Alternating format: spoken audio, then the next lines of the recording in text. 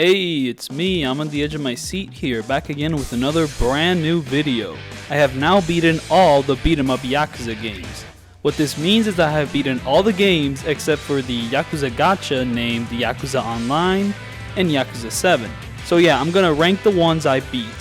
I'm gonna be putting them into categories. The highest rank is something I call the peak of Yakuza. These are the very best Yakuza games without question for me.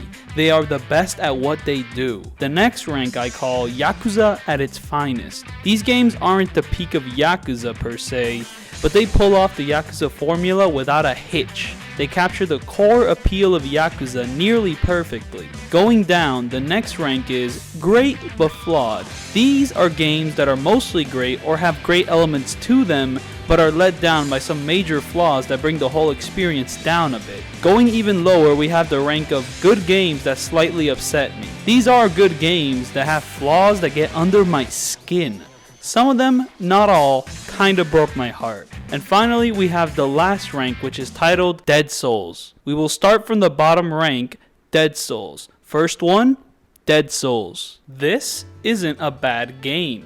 It is the worst Yakuza game, but it is not bad. However, its gameplay is quite bland. Gone is the engaging beat-em-up action of the previous games, replaced with a mindless third-person shooter, mostly just blasting through hordes, and it gets tiresome. It does have some moments where they mix things up with some enemy types that force you to switch things up, and some boss fights are actually dope, but overall, it's a boring game to play through. But that story. Oh, that story. Dead Souls actually packs a dope narrative, mixing the setting and themes of Yakuza with the zombie apocalypse, making for a unique take on the genre. The zombies don't matter, but Kiryu reacting to them, Majima, Akiyama, now there's some interesting conflicts. I also love how this game frames itself as the end of all Yakuza games, with the credits having flashbacks to all the previous games, including Kenzan, which is bloody nonsense given that it never came out in the West, but still, it's a sweet gesture. This is a game I appreciate a lot more than I like. We will now move on to the rank of good games that slightly upset me.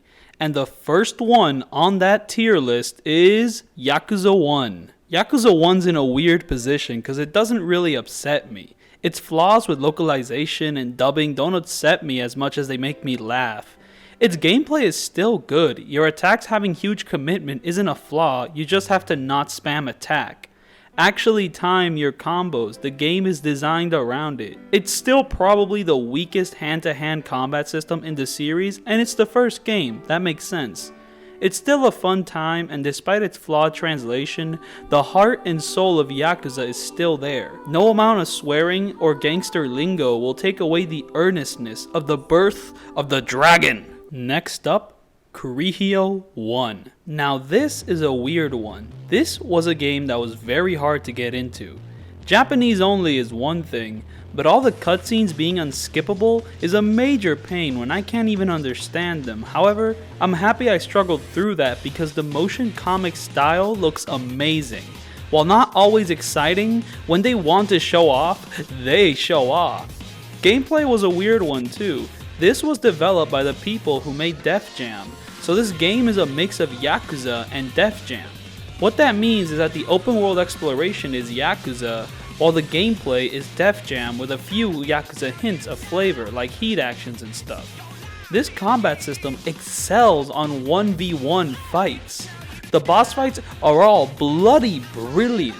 Each one is unique and challenging, each one requiring a different approach, and given that you can pick and choose different fighting styles, each with their own combos and heat actions, figuring out what works for you makes for an engaging progression system. It's something only the Korekiyo games have, and it makes them stand out. However, in Korekiyo 1, the combat doesn't lend itself well to group fights. They tend to get tedious, and the music for them is just not fun.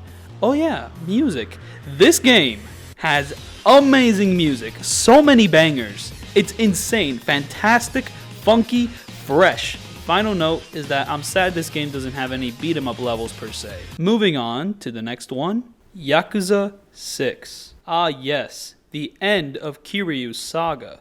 The the final game where we get to play as Kiryu, the last time where we would get to see things through his eyes. The legend of a long-running series where every game is trying to end Kiryu's story. Yakuza 1 had a good ending, Yakuza 2 had a good ending, Yakuza 3 had a good ending, Yakuza 4 had a good ending, Yakuza 5 had a good ending. Kiryu's story is constantly ending, but now 6 is the one that will truly, once and for all, close the curtains and let the dragon rest. And it's a tech demo. Following a game like 5, which was the most polished version of everything the previous games have been, and a massive celebration of the series packed with so much stuff to do, with a game like 6 which is constantly stumbling over itself and lacks content is just sad. This doesn't feel complete. Parts of the main city are blocked off because they didn't have time to make them. The final section of the game doesn't have a level. The combat destroys the solid foundation the series has been building on for nearly a decade for a floaty physics-based mess. It's still fun, but it's a massive downgrade on all levels. Even little things like all the boss fights having red heat instead of their own unique colors sours the experience a ton. As for the story, it's good. For Kiryu's final game, I wish there was more of a callback to the characters of previous games which were important to Kiryu, but the new cast is compelling and the villains here are some of the best in the series. Not the final one, good god, he sucks. But the rest are pretty dope, and I have to comment on the fantastic inclusion of Tatsuro Yamashita's music. If there's one element of the game that perfectly captures the end of a legend, it's Yamashita's timeless songs, and they're gone in the Western release, which is ass. Some of the best scenes here are completely neutered of their emotional impact in the localization, and the worst part is that people will not know how. It's a shame that one of the best elements 6 had going for it is missing in English. The overall game is disappointing, but nowhere near bad despite its flaws. I believe the developers' hearts were in the right place.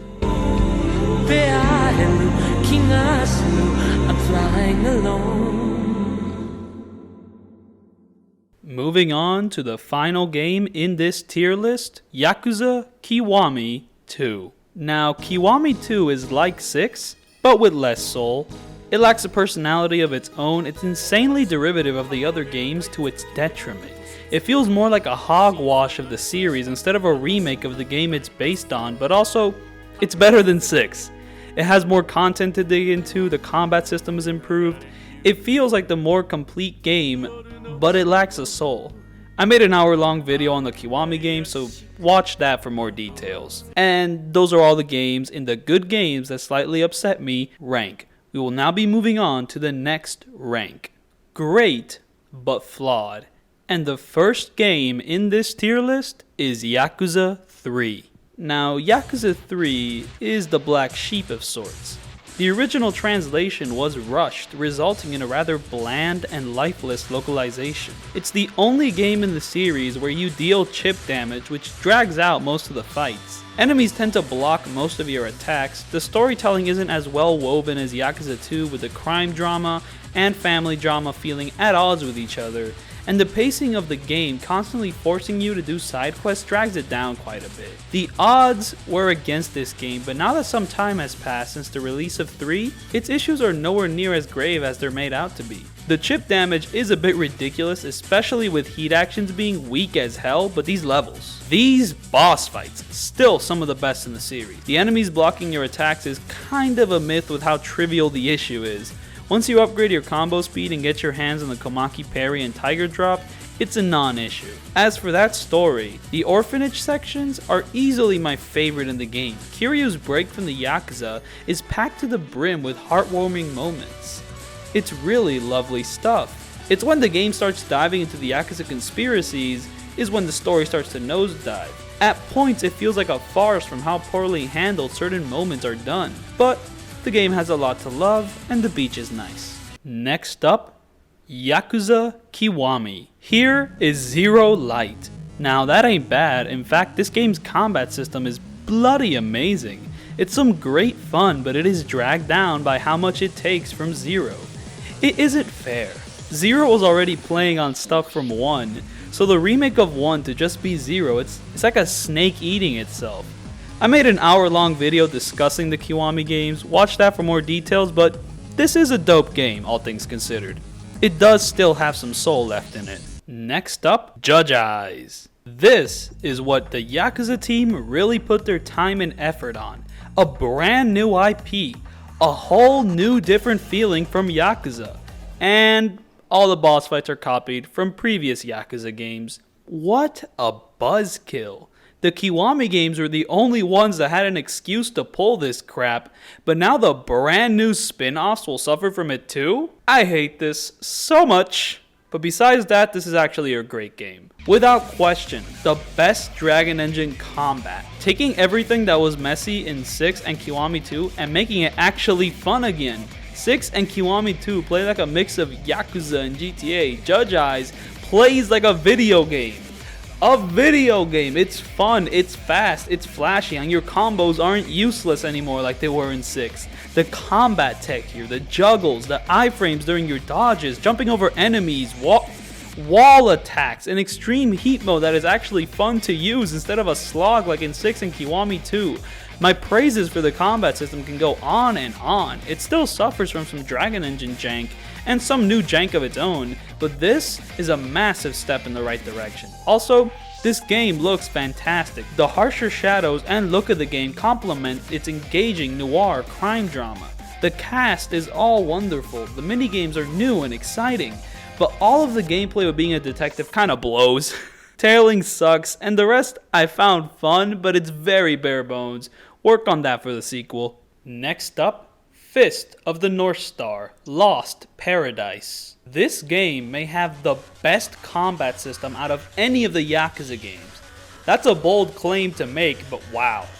Just wow. This game's combat, it's smooth as butter. Everything flows perfectly from one to the other. Then you have the juggles. Juggling enemies adds a layer of depth that wasn't there previously. The way you can manipulate enemies to bend to your will is so freeing, and those boss fights. Oh, those boss fights. There's a few stinkers here, but most of these fights are nearly perfect. There are some of the most striking and fun fights in the series. The Fist of the North Star license allows them to bend reality a bit to have some more crazy fights, and for the most part, it 100% paid off. This is a game that puts you in control, and it is hard. Enemies deal massive damage, and learning some of the tricks needed to survive can take some getting used to, but it is a rewarding process. I could go on and on about this game's combat. Everything else though, not as good. I played a Japanese copy, so I don't know the story, but I doubt a Fist of the North Star fanfiction is going to amount to much, especially most of the cast just showing up for a fight and then leaving like props. The wasteland driving is quite bare bones and the car doesn't handle the best. The grinding involved in this game is ridiculous, it never ends. It is one of my favorites purely for its combat, which is a big band-aid over the other elements of the game. It is great fun though, 100% recommend. That concludes the games in the great but flawed rank. We will now be moving up our rank to Yakuza at its finest. The first game coming up, Korekiyo II. This is the first game with none of the crap. There's more side content to do, more minigames which are actually fun. Karaoke is actually good this time around. Group fights are fun now because they're a lot more frantic, plus the music doesn't suck anymore for the group fights. Plus, a lot of stuff that was already good in 1 is better here. The combat has more going for it now, and it flows better. The upgrade system is a lot less demanding of your cash. The boss fights, there is not a single bad fight. All of them are either really good or beautiful displays of combat. I just love these fights so much. The motion comic cutscenes, which are already great in 1, are more dynamic and exciting in 2. The production is nearly on a whole other level. They look gorgeous at points. This is where the PSP does not hold it back. 1 felt a little held back by the PSP. Korekiyo II does not. Having 2 hub worlds to explore really adds to this. My only complaint is that the early game is insanely brutal to get through. And overall, the music is better in the first game, but this sequel still brings the bangers, the funk classics. This is a fantastic sequel, and though it will never happen, I pray the Korekiyo games get translated someday. But don't let that stop you from playing this great game. Next up, Yakuza Kenzan. This game marks the first time a Yakuza game wasn't brought over to the West. Sadly, this would not be the last time. Shame, because Kenzan is one of the most unique games in the franchise. Like, the upgrade system is different, there's no skill trees. Leveling up just means your stats improve. The way to learn new moves is to train with trainers, but you have to get to them, and that's a whole other thing. The game's world design isn't like any other Yakuza. There are some hubs like most Yakuza games, but then there's these paths. Paths that are just there for the atmosphere, to fuel the sense of adventure. This game's graphics have aged a bit given that this was a launch title for the PS3, but it still looks good. These environments are colorful and pleasant to explore, and for a launch title for the PS3, this game does not slack off a bit. This is one of the most complete Yakuza games. The combat is sharp and deadly, the boss fights engaging and plenty, the levels packed with creativity, the final one an absolute standout and classic. But my thing about Kenzan is its story. This is probably my third favorite narrative in the Yakuza series, right behind Yakuza 0 and Yakuza 2. This is one of the tightest scripts in the series. No crappy twists, no reveals without build-up, it all flows logically, which is rare for a majority of the series. It still has those strong, heartwarming character moments from the other games without sacrificing a thing. Bringing this to the West will show just how good this story is. It's a shame little know of it. It's a thing of beauty. Next up, Yakuza II. This is probably the one I have replayed the most. The pacing is so spot on, the best pacing in the series. I have talked endlessly about this game's praises in my Yakuza 2 review and in my Kiwami rant review, so for more details check those videos out. This is one of the best sequels of all time and I can't get enough of it. Next up, Yakuza 4. Yakuza 4 shouldn't work as well as it does. 4 protagonists, each with their own unique fighting style in a series that has only had one, and a story that spans from each of their perspectives and all in the same city with no extra hub worlds like 2 or 3 had. This is a recipe for disaster. How did it turn out? Well, it certainly has flaws. The story falls apart at the end as the game stacks increasingly more ridiculous twists on top of each other, yet that might be it, because this game excels in every other area. Each of the protagonists are well written. Akiyama and Saejima arguably being on par with Kiryu, and even Tanimura, who isn't as memorable, still has a complete and engaging arc throughout the game. Going from 2 cities to 1 sounds lame, but they played it smart. Yakuza 4 may only have 1 city, but they made it the most impressive version of it to this day. The rooftops, the underground mall, the sewers, Little Asia, it is still unmatched. Each of the different combat styles is fun to play with. Each of them solves the problem with 3's combat. You actually deal damage and enemies aren't constantly blocking your hits. It is a shining example that the team 100% have the talent and vision to move beyond Kiryu, to make a successor to the legend of the dragon. That wraps up all the games in the Yakuza at its finest rank. We will now move up to the final and most prestigious rank of the peak of Yakuza, starting with Yakuza Asian. Best thing about Asian? It's nothing like Kenzan. That statement sounds like it could be an insult to both games, but I don't say that negatively. I say it because each game has a soul of its own, a feel of its own. Even though most of them are old period pieces where they adapt Yakuza's combat for swordplay, they are nothing alike. Kenzan's combat is sharp and deadly, while Ishin's is smooth and elegant. Each of your different styles has something going on. Hand to hand works for parries and grabs. The sword is the only style where you can block attacks, and it works like Saejima's style with a charge attack system. The gun is OP, but it's quite fun. And the wild dance style. Oh, perfect. I love this style so much. Full 360-degree movement in combat. It's beautiful. It's graceful. It's only in Ishin and I am enamored with it.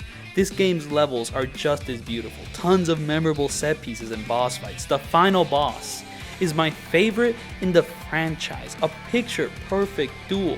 A picture-perfect soundtrack. Pure bliss to play.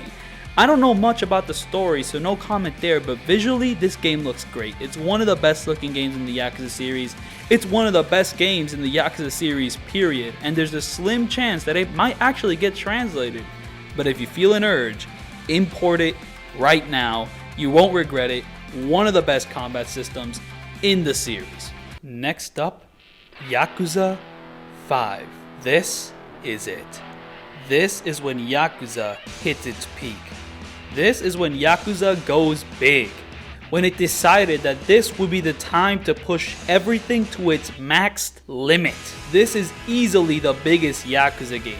5 hub worlds, 3 new and exclusive to 5, each one packed with detail and personality. 4 massive side quests that are each fun to progress through and each packed with their own rich story and cast of characters. The very best of these even adding more value to the main story. What happens when you take everything that has come before and polish it to a mirror shine? You get Yakuza 5. Kiryu, Akiyama, and Saejima each have the best versions of their original fighting styles, now packed with more weight and more options to play around with. The newcomers Haruka and Shinada may seem strange, but both shine in their own way. Haruka's rhythm-based gameplay is fun on its own, and Shinada's combat, while simple on the surface, has some layers of depth if you're willing to change up your fighting style. But there are some issues with this game. The pacing is all over the place. Saejima's section in particular brings the game to a massive screeching halt. The game's story is a bit of a mess too. It has some rather embarrassing and confusing sections thrown throughout. Here's the thing with that. It also has some of the highest peaks out of any of the games in terms of storytelling. It is a game packed to the brim with emotion, and this is no more evident than with Shinada's story, a compelling, earnest tale that never once doubts itself. It's persistent in showing each emotional beat with as much power as possible. That is what I love about Yakuza 5. It's love poured into every area of the game. It's overwhelming with everything it has to show. But Yakuza 5 isn't a masterpiece just because it has a lot to show, but because everything it wants to show is truly, earnestly great. And that is why I believe Yakuza 5, without question, is the peak of Yakuza. Unchallenged to this day. It may not be my #1 favorite, but it's right up there. This is a payoff to a franchise that many wish they could have. The answer is simple. Play the game. And now we will move on to the game that is at the very top of this mountain called the Peak of Yakuza. That's right, this game is Yakuza 0. So, Yakuza 0? Good game. I made a 5-hour long video series which elaborates on that. Go watch that for more details.